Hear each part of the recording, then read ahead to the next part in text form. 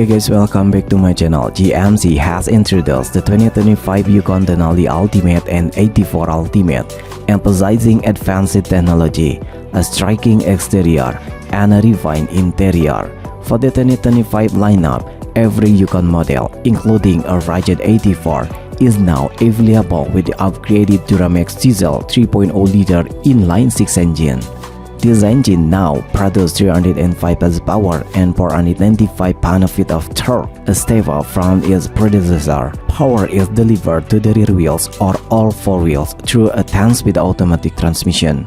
As for fuel efficiency, GMC is awaiting final certification. Last year, rear-wheel drive model managed 23 miles per gallon combined, while the all-wheel drive version reached 22 miles per gallon combined.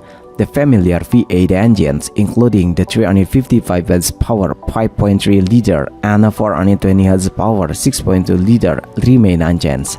The Yukon lineup has seen some shift as well. The SLE and SLT trim have been replaced by the new elevation model at the entry level. An 84 Ultimate trim now features luxury touch like a full-grain leather and Ashwood interior accent.